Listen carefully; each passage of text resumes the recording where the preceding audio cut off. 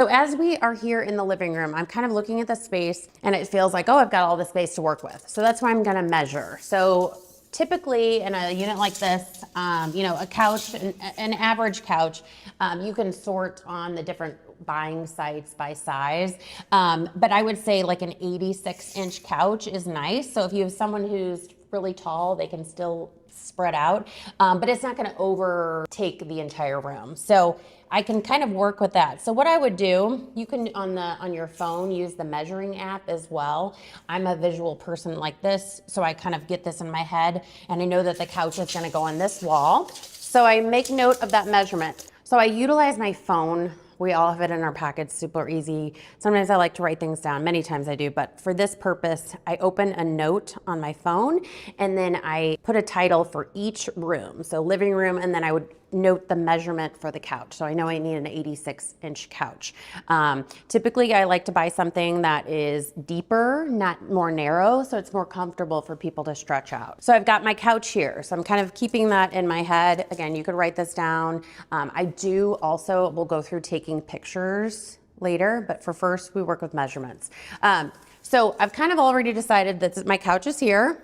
And then, so my TV then would go on this opposite wall here. So we have a lot of runway here.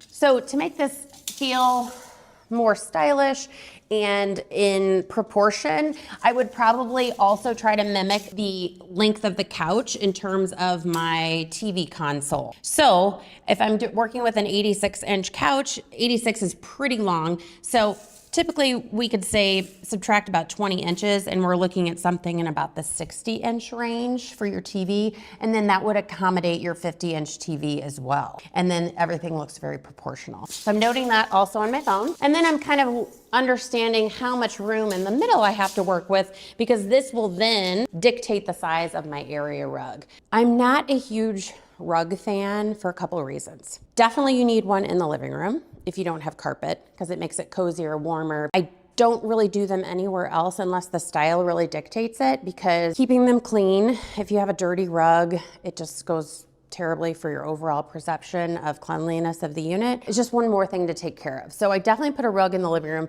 So if I have this, if my couch is coming out about that far from the wall, and then I know my TV console is coming about right here, I'm right at about 7 feet. So I could do an either 8 by 10 or 9 by 11 rug, so that about a foot goes underneath the couch and then kind of butts right up to the TV console. If you're interested in hosting, subscribe to the YouTube channel and click the links below for more training.